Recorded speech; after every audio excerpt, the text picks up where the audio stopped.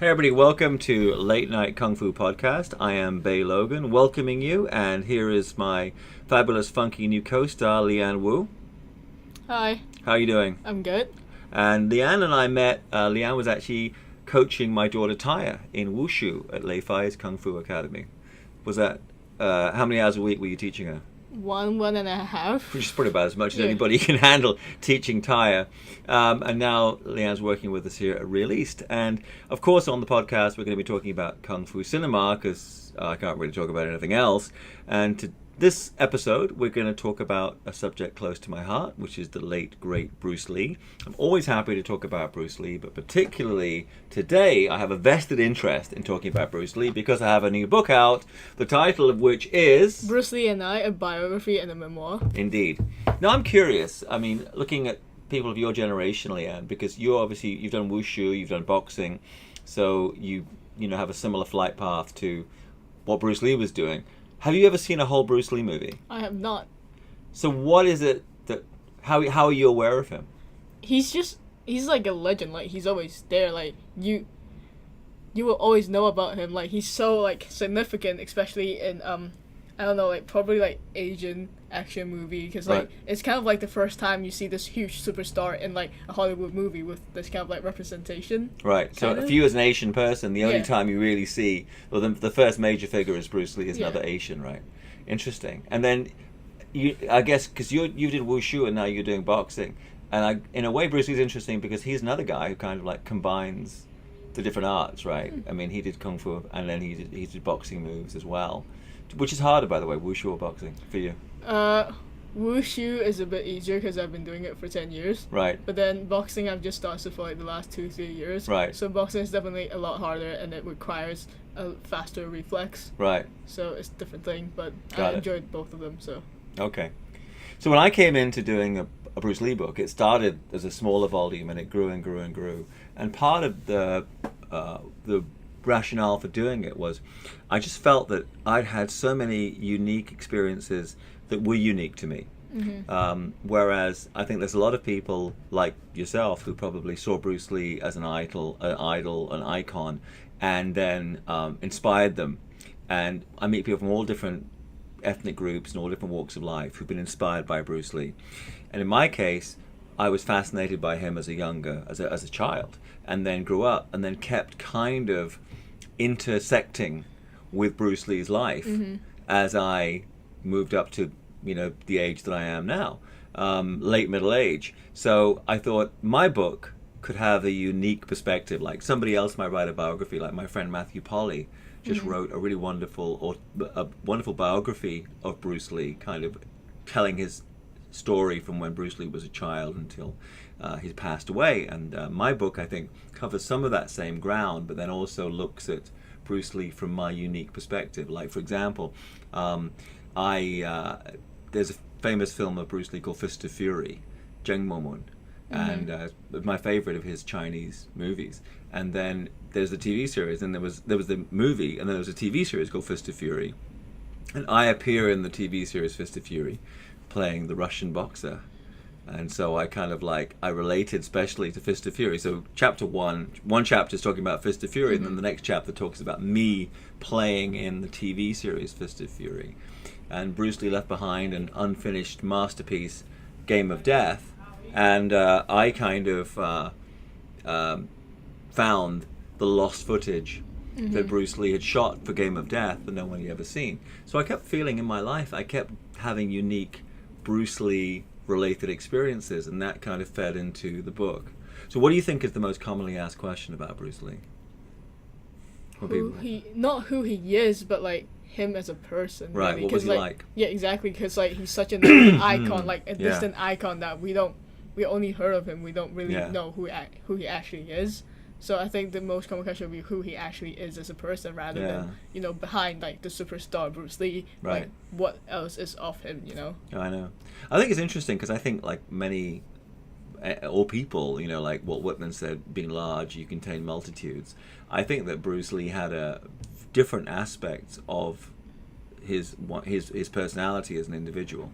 I mean, I think the driving thrust through was this ferocious ambition to fulfill his potential, which was huge.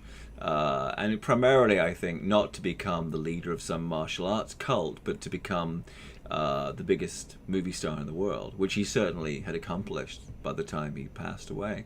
But that was his main driving force. And then I think a devoted family man. Obviously, that's another aspect to him. I also think, from what people tell me, he could be, he had a bad temper. Self-admittedly, he knew he had a bad temper. And he would be confrontational with people who, when he felt slighted. And I think he probably was sometimes perhaps overly sensitive about somebody treating him a certain way and responding maybe overly aggressively to that provocation or perceived provocation. I mean, he was very sensitive about what was being said about him in the press. So thank God he wasn't trying to make films today. Oh yeah, like he's gonna be in a lot of trouble if just like one bad press and just like fake news. I know, exactly. And you know, with Twitter and everything, it would be a nightmare. But in his day, it was basically the newspapers and the magazines used to run gossip about him, and he would take that probably more seriously than he should do. So I think these are different aspects of his demeanor. I think he was. One thing that I learned about him in doing interviews for the book was how surprisingly diplomatic he was in dealing with older people during the production of his films. I mean, like when he came on to do The Big Boss and Fist of Fury, the action director of credit is Han Ying-jie, Han Yan-git. And I thought, in my naivete, that Bruce Lee coming in basically would just elbow the grand, because Han Ying-jie was one of the old, like, first generation of Hong Kong kung fu movie choreographers. Oh, okay. And I thought Bruce Lee would regard him as very low-toll, you know, old-fashioned style, and just basically elbow him out of the way and make him sit in the corner. But talking to the stunt team, they said, no, Bruce Lee always treated him, you know, with, Git's Uncle Git, with, like, real, you know, grace and respect, and say, you know, well, wouldn't it be good if we did this, and what do you think of that? And dealt with him in a very gracious way, which is another aspect to Bruce's personality I perhaps wasn't aware of. And Bolo Yeung, who's this big bodybuilder who was in Enter the Dragon most memorably, remembered how Bruce Lee with the stuntmen would be very much one of the guys, and with the bosses, including even Raymond Chow, the late great Raymond Chow, who passed away just before the book came out, so I have like a dedication to him. But he would be more demanding and more confrontational with Raymond Chow, the boss. So he would be very patient and kind to the small potatoes, but he would call the boss and start scolding him about something he didn't think was right. And so those are the different aspects of his demeanor. But I think it's interesting. I mean, he's such a large personality. I think in some ways, perhaps he was nicer and more patient than people think. And in other ways, I think he could be darker and more aggressive than people realized. So the real man is somewhere, you know, in between the two. And the other question people always ask is, how did Bruce Lee die? Like, so have you seen any documentaries, or do you have any idea about how Bruce Lee died? I don't know if that's him though. Like, he died in an accident. Like, it was like a car accident or something. That's what you think? Yeah. There you have it, boys and girls. The millennial. I don't remember. The level of millennial knowledge of Bruce Lee. I could Google search it right now. I mean, the official story is that he was at the home of a woman who he had some kind of relationship with, whether they were just friends or he was her mentor, or they had a romantic relationship. Anyway, he was at the home of a woman called Betty Ting Poi, who was an actress who he knew well enough to be at her house for a script meeting, and he took complained of a headache. He apparently had been consuming some cannabis. He had a headache. She gave him this headache tablet called Equagesic. He took it, fell into a coma, and never woke from it.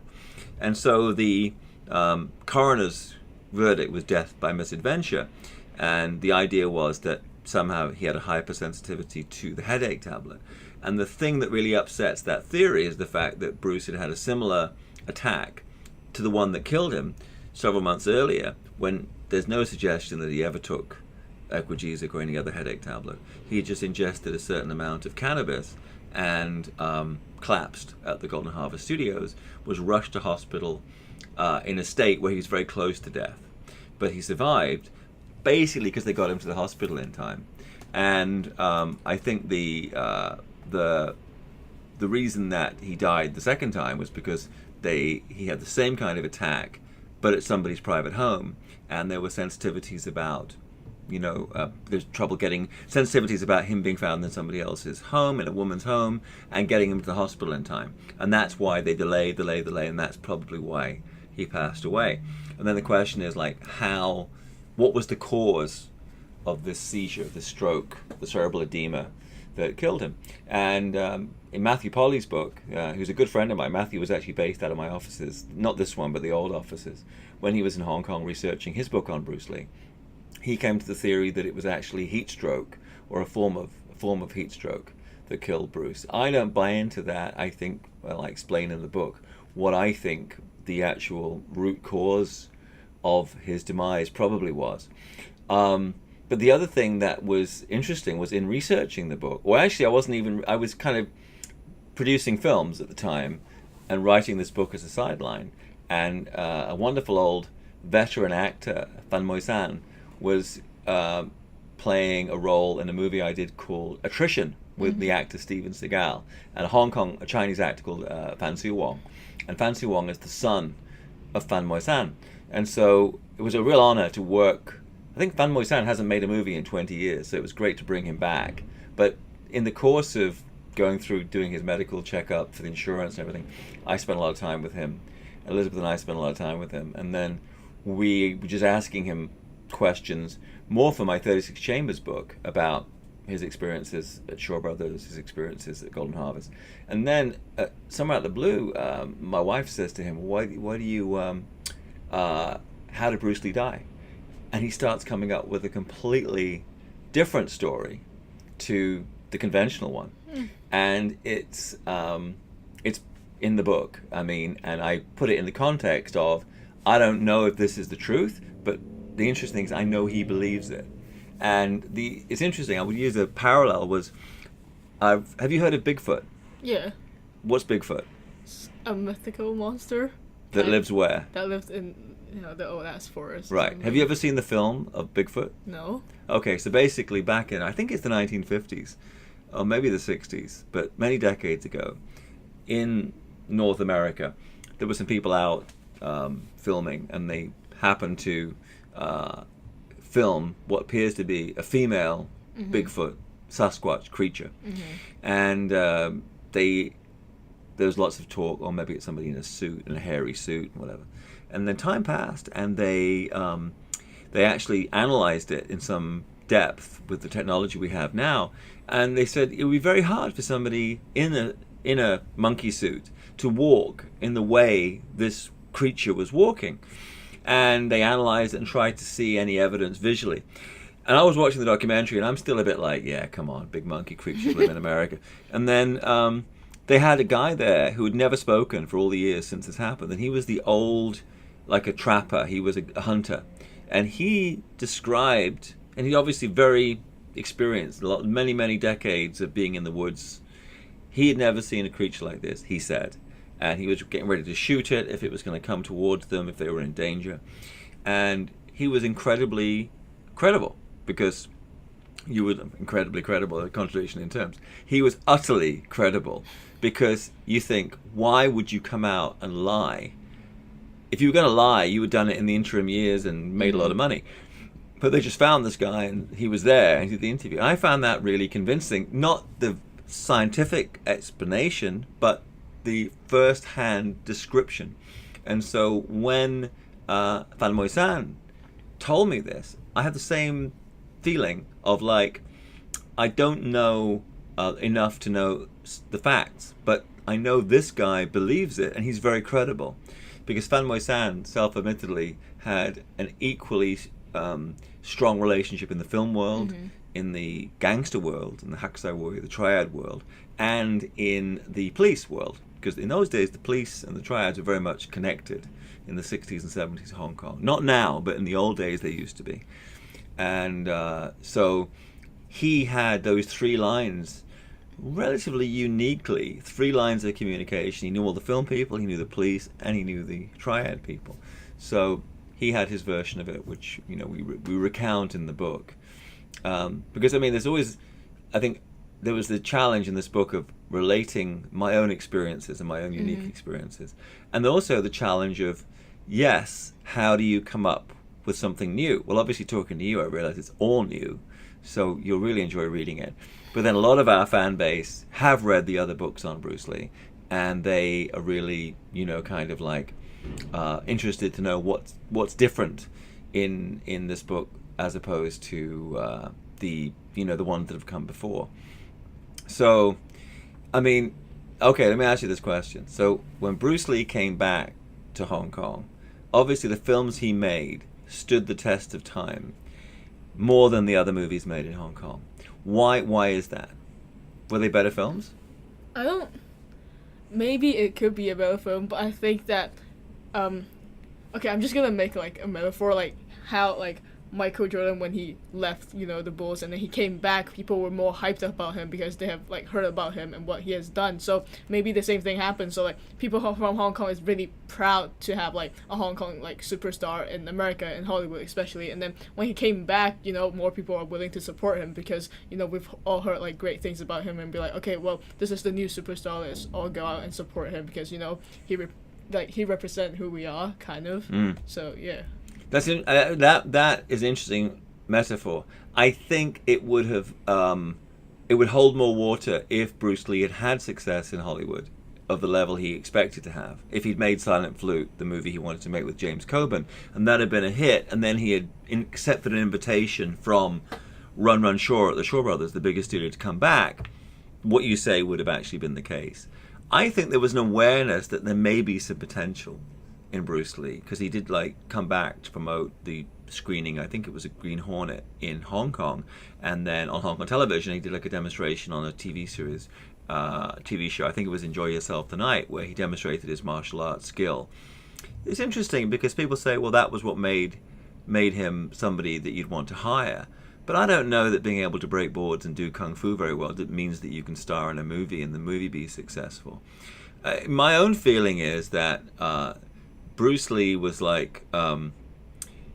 extraordinary kind of set of circumstances. He initially was understandably going, if I'm going to come back to make movies in Hong Kong, you have to make movies for Shaw Brothers.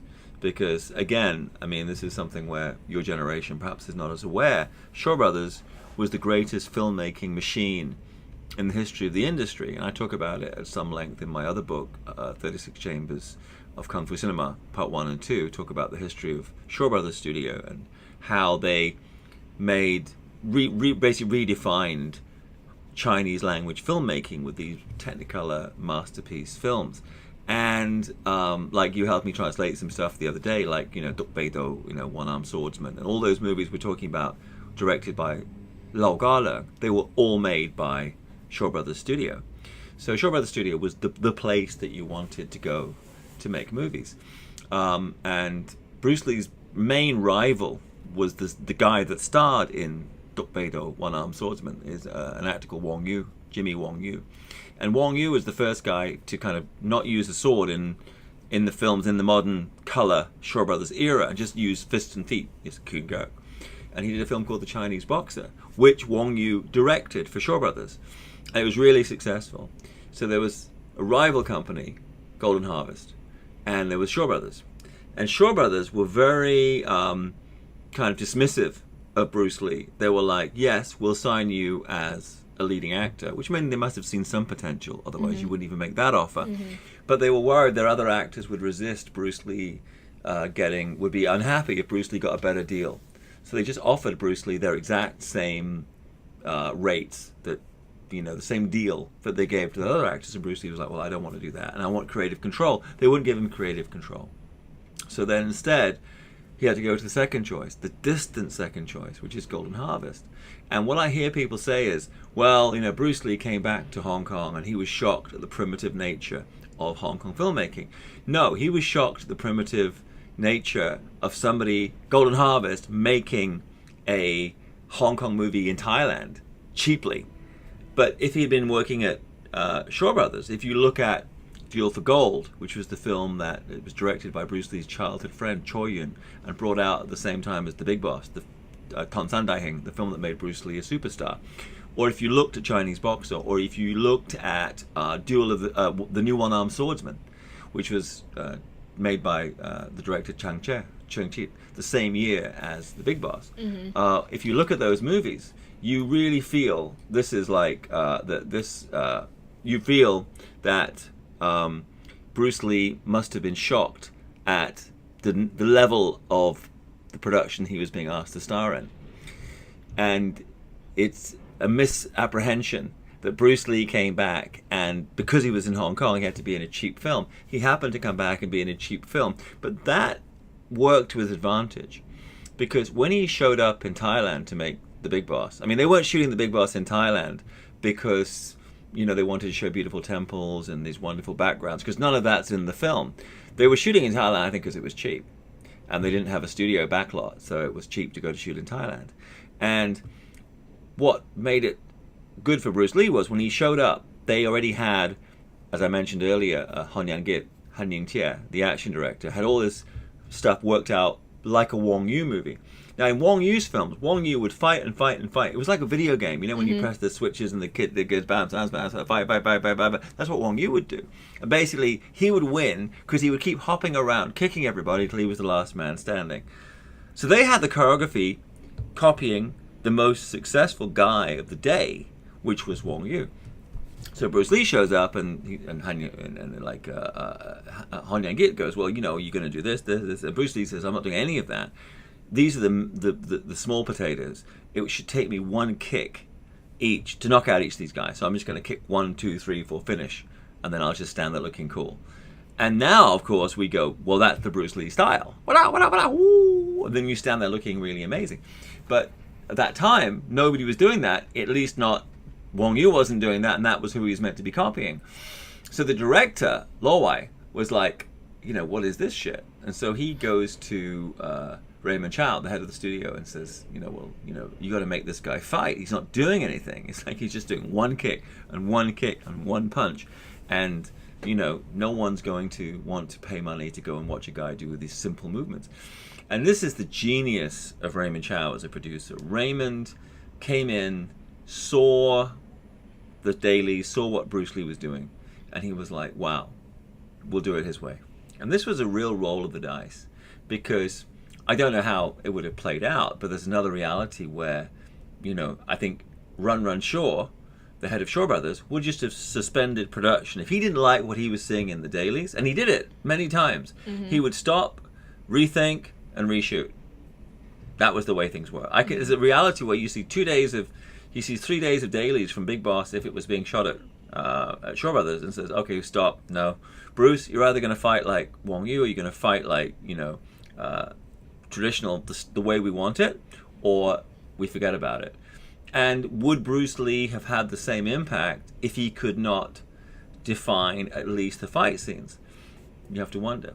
So he was lucky and unlucky. He was unlucky to be in a cheap production, but he was lucky because that gave him freedom, that he could do what he wanted to do on the first film and make an impact. And nobody really knew. I mean, if you looked at the other Shaw Brothers films and you look at Big Boss, you think that how can such a cheap-looking movie compete with these glossy, glorious Technicolor productions being filmed at Shaw Brothers? I mean, I defy you, if you sit one evening, because you have nothing else to do in the evening, watch New One-Armed Swordsman with David Chang, Kung Da Wai, and watch Big Boss back to back, and you'll be so amazed at the different level of filmmaking skill.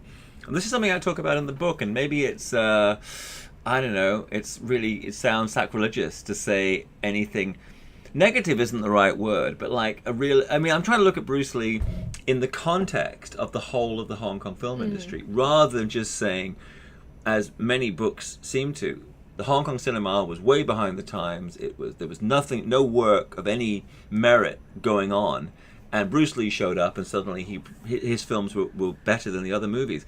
I think Bruce Lee was better, evidently, by a vast margin than the other Hong Kong action stars before and since. I mean, Bruce Lee was at another level. And I think it can be argued now that in terms of a global cultural phenomenon, Bruce Lee exceeds anybody that's ever been as an actor. I mean, his own benchmark was he wanted to be a bigger star than Steve McQueen. But I don't see anybody else. I don't see anybody wearing Steve McQueen T-shirts. And Steve McQueen's cool as shit, but no one's wearing Steve McQueen T-shirts or doing this number of books or documentaries about Steve McQueen. And McQueen made 30 films. Bruce Lee made 5, let's say, and we're still talking about him ever since. So it was kind of like my aim was to look at Bruce Lee in the context of the times of when he was a star and what the industry was doing. Now, here's the interesting question for you. Bruce Lee dies in 1973. Mm-hmm. I mean, obviously everybody's shocked. And after Bruce Lee died, who was the new Bruce Lee? Who was the biggest star of Hong Kong film after Bruce Lee? What kind of actor do you think it would be? I'm just thinking a wild ass guess. I'm gonna think of comedian. Wow. Okay. I think. Why do you think it was a comedian? I don't know, cause if you ask me You're absolutely right. But I thought you were going to say, because most people, I think, in the rest of the world, and certainly documentaries have said, after Bruce Lee, all these guys tried to be the new martial arts star and failed, which they did. But then the question is, so if they failed, what succeeded? And you're absolutely right. It was a comedian. But it wasn't a comedian doing martial arts. It was Michael Hui. And he had come in from Shaw Brothers, also moved to Golden Harvest. And him and his brother Sam Hui, they revolutionized not the nature of film, but more importantly the language of film, because they were the first guys to. And this is now really strange, but in the 70s, in the late 60s and 70s, even though everybody in Hong Kong primarily spoke Cantonese, as they still do, the Cantonese dialect of Chinese, the films and the music was Mandarin. Why was that? Because people thought Mandarin was classier.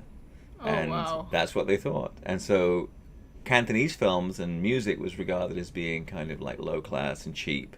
And the films and songs that you wanted to listen to were in Mandarin. And it's funny, even though many Hong Kong people had only a very passable kind of knowledge of Mandarin, when they went to see a movie, they looked on the Mandarin, the Shaw Brothers movies being in Mandarin as being the classy films. And the Bruce Lee movies, even though Bruce Lee did not really speak Mandarin, were released with his voice dubbed into Mandarin in Hong Kong. So nobody heard Bruce Lee speak for real. Isn't that amazing? Oh, wow. Okay. Wow. And then the big transformative figure for film was Michael Hui, who started he was on television as a comedian, so people knew what he sounded like. So when he made the transition to film, it would have been really odd if suddenly he was talking in Mandarin, because everybody would have not recognized his voice. So he was doing Cantonese, and then his brother Sam was singing songs, who was a friend of Bruce Lee's, was singing songs in Cantonese. And so if you actually look at the box office record for the years after Bruce, the through line, the new Bruce Lee is Michael Hui, because nobody could compete with Bruce Lee as an action star. So from 1973 and through until 1978, when you have the new wave, the films that really make a lot of money are comedies and erotic films by Shaw Brothers directors like Lee Han-sang. And you do have martial art films making money. You have martial arts stars, the odd films that make money, but there's no through line to it. But the comedy is the through line. And that, I think, inspires the fact that you can say more or less 1978, when Jackie Chan comes on the scene, directed by Yuen Woo-ping in Saying Du Sao, Snake in the Eagle's Shadow. Suddenly you have kung fu comedy. But that was the obvious thing, because you have Bruce Lee and kung fu, and you had comedy. So the obvious thing was, okay, if people are really into comedy and they remember martial arts movies, but they don't really want anybody copying Bruce Lee, then you had Jackie Chan, who could succeed because he was a reaction to rather than a copy of Bruce Lee. So you're full marks, Leanne, because I would thought you would say oh well, it's like it must have been another martial arts star, which would be the obvious thing. But no, it was a comedian, and I was surprised when I looked at the box office record, because I also had the idea that other stars had come and gone and come and gone, but those stars failed to the extent that they made very little impact on the box office locally. They were just dismissed by local audiences. Now, internationally, yes, immediately after Bruce Lee, people wanted to buy more kung fu movies, and they would all dismiss those guys as not as good as Bruce Lee. But in the local market, they were like, we don't really want to see too many martial art movies. We want comedy. Pre-video era, so the softcore erotica was something you only get to see in theaters and things like that. And that was kind of, and I still think to some degree, Bruce Lee as a celebrated icon is more, as a saying, a prophet is always without honor in his own country, is not really celebrated sufficiently in Hong Kong. Have you been to the exhibition at Sha Tin, the Culture Museum? No. Okay, I think it's closing soon.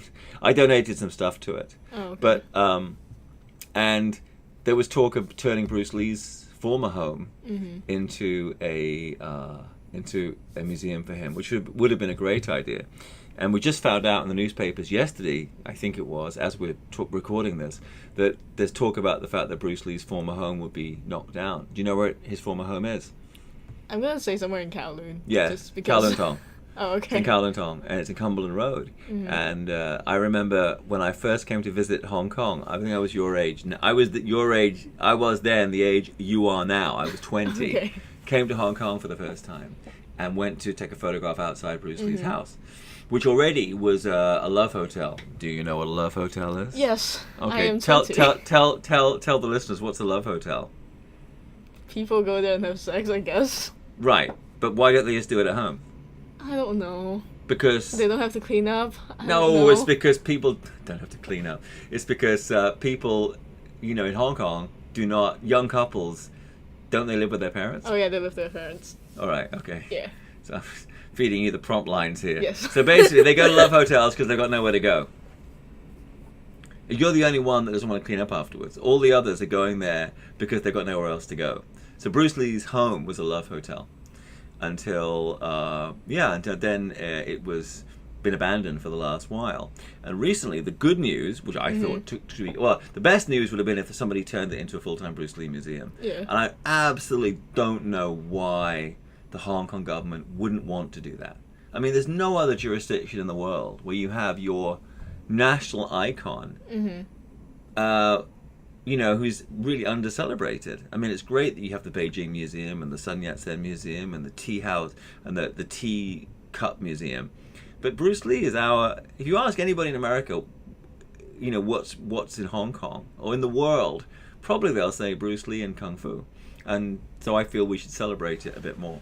But there was talk about it being a museum. The recent word was it was going to be a school, but they were going to keep some parts of the old architecture of the home as it was in the days of Bruce Lee, but they would keep the structure more or less the same, but it was going to be a school.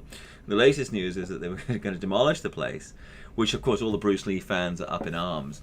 I'm more surprised it lasted as long as it did, because Bruce passed in 1973. Yeah, it's and been this like year's 40 years. Right. It's amazing in Hong Kong. Nobody knocked it down already. That's the amazing thing. It's not amazing that it potentially is being knocked down today. What's amazing is that, well, two things. One, that it survived as long as it did. And two, that nobody seriously came in and turned it into a Bruce Lee museum in the downtime. If they'd done that, perhaps now you'd have a thing of saying, well, why are you knocking this place down? It's the only place in Hong Kong celebrating the life of Bruce Lee. And now that's not the case. It's just an empty, derelict building. It's a shame, but if you know Hong Kong, right, buildings get knocked down all the time. Yeah, they do. People buy it, and they do it for like other kind of like revenue. Right, and they're not interested in culture in the same way we might be. But there was formerly one supposedly permanent museum and kind of like establishment celebrating Bruce Lee. Do you know what it was? Oh, is it like the statue? Well, there's the statue, yeah. But by the harbor. By the harbor. But actually, years ago, I used to have a place on Robinson Road, the Bruce Lee Cafe, which I was a partner in with a guy called John Ben, who just passed away about 2 weeks ago as we record this. So we'll talk a bit about John. And it's kind of ironic because in my book, I talk about the fact that John was somebody, it felt like he was going to live forever because he was in the Bruce Lee film Way of the Dragon, Marlon Gogo, and he plays like an Italian crime boss. And Bruce Lee, of course, was the epitome of health and fitness, and John was the epitome of wine, women, and song, and smoking cigars and living life to the fullest. And Bruce died at 32, and John Ben died this year at, I don't know, 80 something.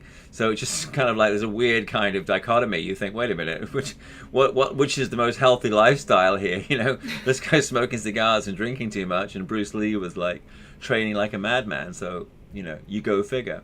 But John was a really interesting character. When I moved to Hong Kong, I sought him out to interview him, I think for my first book, Hong Kong Action Cinema.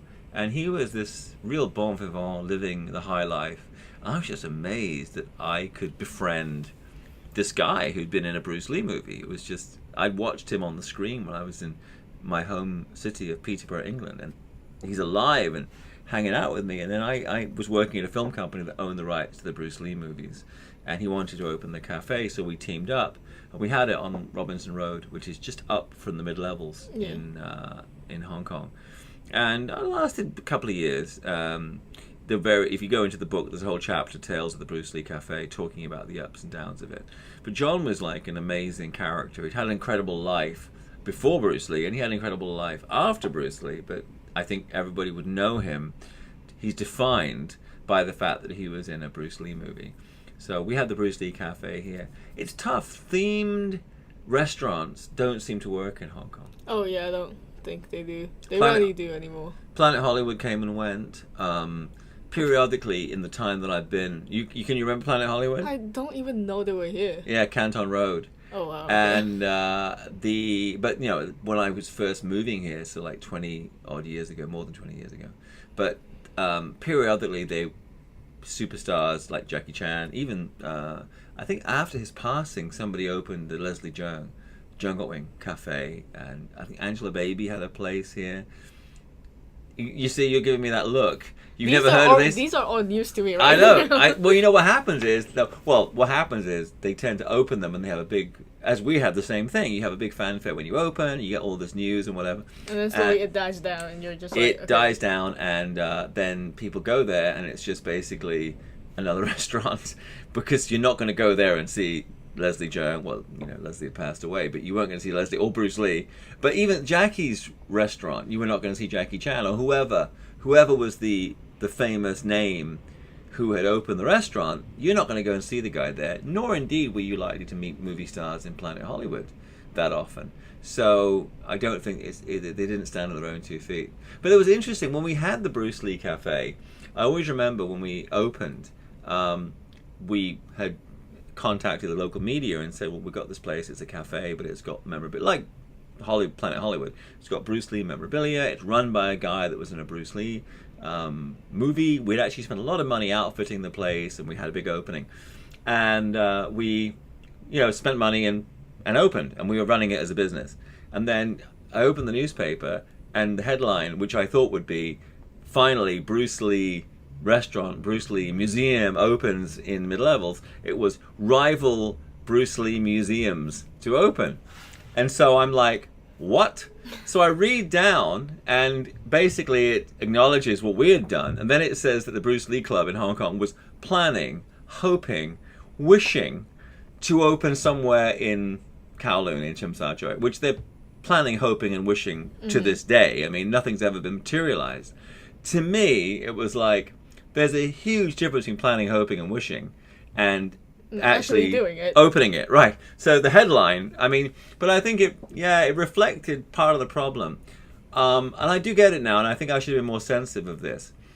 Our place was viewed as being run by foreigners, for tourists. And I think the Hong Kong Bruce Lee Club felt somehow left out by it. And so they were like, well, we're not going to support really what you're doing. Because I'd said, well, why don't you have your meetings here and we'll give you free drinks and food and what have you. But they were very much, no, we'd like to go and meet. They were meeting in like an office block. Maybe they still do. But they were meeting in somebody's office block, in quite grim office. Like after the office closed down at night, they would go into the boardroom and sit there. And I'm like, but you can be in our nice bar. But I think that was something, if I had it to do over, I would have been more inclusive. But that was kind of one of the odd things about it. It was very hard to get the colonial government to promote Bruce Lee. I'm not sure why.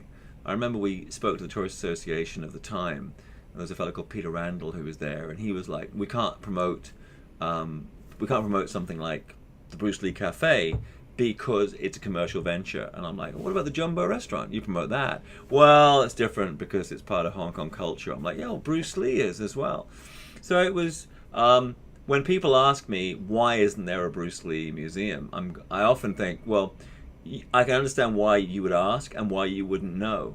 And I kind of have an idea why there isn't by virtue of trying to do one, if you know what I mean. Mm-hmm. Like, in trying to do one, you understand what the challenges are and you see why more people, haven't done it. It is quite difficult. It's quite challenging to do. So, as we run down the end of our first pulsating podcast, any other questions you have about Bruce Lee? We've covered how did he die. Really. Why is he special? What else can we say about Bruce Lee? I mean, the question people always ask me is what film footage of Bruce Lee has not been seen. And by the way, I would think pretty much everything is accounted for. But still, they do turn up with new stuff. They had there was this famous case. Have you heard of the Manson murders? It's the basis for Quentin Tarantino's new film. I know you're a Quentin fan. Yes, I am. What's his new film called? Once Upon a Time in Hollywood, and it's about the Manson killings. Basically, it was when this cult killed a bunch of people at a guy's house in L.A. That's the Cliff Notes version. It was very tragic, and the pregnant wife or girlfriend, I'm not sure they were married, but maybe the wife of the director Roman Polanski was Sharon Tate, who'd worked with Bruce Lee, was killed during that awful event. And then just now we see film footage of Bruce Lee attending her funeral, which you think, that's incredible. I did not think there would be newly found footage of Bruce Lee. And actually there's an actor, Mike Moe, is playing Bruce Lee in the Quentin Tarantino movie. So that'll be interesting, right? But anyway, so he if you look at what has been seen and what has been lost, people always ask me, is there any more from Game of Death? And I go, well, no, I think I found that's basically him in the famous yellow tracksuit with the black stripe. I feel that I already, had found all of that survives. And in the book, I describe what might have happened to a few other fragments that weren't where they were not with the other footage that I discovered whenever that was, in like 1997, I think it was, that I found the footage. But there was a few fragments that were not there, and I explained where they used to be. I heard persistent rumors, which I believe to be true, that there was 12 minutes of, I think it was behind the scenes, not outtakes. Behind the scenes is like people goofing around on the set. Outtakes would be a scene shot for the film that we don't actually, was cut from the finished film. And that's from Way of the Dragon, Ma Long Ago, that there was footage of 12 minutes of footage that somebody had kept, and it was kept in Hong Kong by a private collector, and somebody had introduced or had told me of this, and I, of course, would be very interested to look at that footage. And at the time, I think I was working at a company called Media Asia, and we were looking at ways to exploit our Bruce Lee film rights. So this would have been a godsend. 12 minutes of unseen Bruce Lee footage, great. And the word came back. I was saying, if he shows me the 12 minutes of footage, I'll show him all the Bruce Lee Game of Death stuff, which no one had seen at that point, I thought. And the word came back that this gentleman, who was apparently very rich, had already seen that footage 20 years ago and therefore didn't need to see it again. And so that was that. But I think, yeah, he's a bit of a golem. He sits there with it. My precious! He's got his footage of Bruce Lee. So that, I think, probably exists. But the there's in Big Boss, Tan San Dai Hing, there's like a famous cut censored shot when Bruce Lee takes a saw and sticks it in someone's head, and it apparently was cut for censorship reasons, was filmed, was in very early print of the movie, cut for censorship reasons, and has never been seen since. The footage has never been seen since. It's a bit like the Valley of the Spiders sequence from the original black and white King Kong. My own instincts are that it no longer exists in the world. I don't think anybody's hiding that. If you knew, I mean, Hong Kong is not, in terms of its climate, a place very friendly towards celluloid film. So the idea of storing vast amounts of film where you didn't know that it was going to have any value, because I mean, nobody cutting Big Boss or Fist of Fury is going, you know what, this guy's going to be dead in 2 years. You better save every frame. Yeah. They were like, next, you know, they would finish with Big Boss, and it was bring in, you know, then they bring in King Hu's film, or bring in a Wong Yu movie. You know, they weren't like, you know, this is treasure. I mean, the most famous story of that was on the most famous Bruce Lee movie, Enter the Dragon, when a filmmaker, a guy called Henry Wong, shot hours and hours and hours of behind-the-scenes footage of the making of the film. And at the end of it, brought all these reels of film into the office of Fred Weintraub, who was the producer of the film, and said, you know, what do you want to do with this? And Fred was basically like, well, you know, I don't want it. You keep it. And Henry, bless him, a very honest guy, he goes, well, even if you don't want what's on the film, the actual film stock and these cans belongs to you. So he left it on the floor of Fred Weintraub's secretary's office at Golden Harvest. And I have this from Henry himself, so I know it's probably true. And it was never seen again. Oh, again? No. I guess, but then, like, it's hard to store things that are, like, they're, like, I'm not saying, like, they're so, like, delicate and they're, like, so fragile. Celluloid like, is incredibly I mean, you don't know because you're living in the digital era, but celluloid... I still take film cameras. Oh, yeah, because, you know, you take pictures with film, don't you? Yeah. Place to store anything on film. So I always feel that this kind of conspiracy theory that there's somebody in Hong Kong who over the years has stashed away a lot of film and kept it in the perfect temperature. You know, it's like, no, that's not happened. So I'm sorry to, you know, burst the bubble there, but if you actually have lived and worked in the Hong Kong film industry and saw the degree to which film was regarded as a disposable commodity, and I mean film as an art form, and I mean film as the actual physical element with which we made movies. Both of them were regarded as being disposable.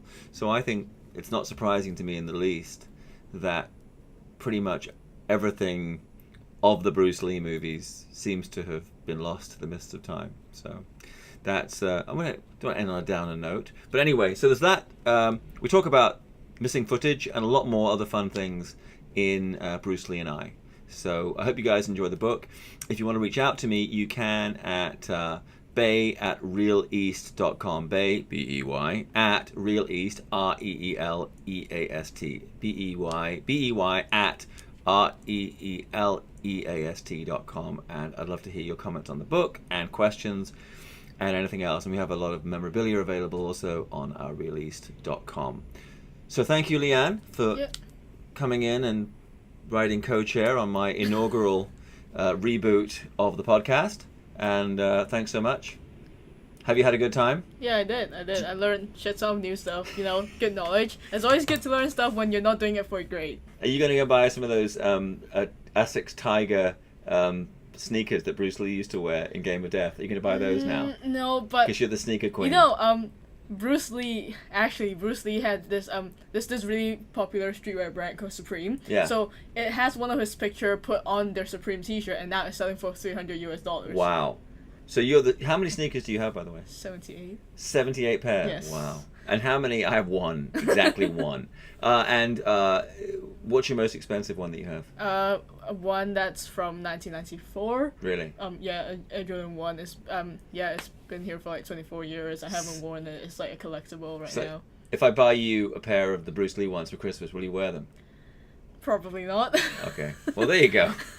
There speaks an honest woman. But yeah, follow us on Instagram. Correct. Follow us on Instagram at RealEast88. Follow us on Yes. Instagram. I've just taken over Instagram, so the game is I'm trying to get the game strong Please. right now. Go check out the website and Yes. see what else you would like. And yeah, that's it. Totally. Thank you. Bye.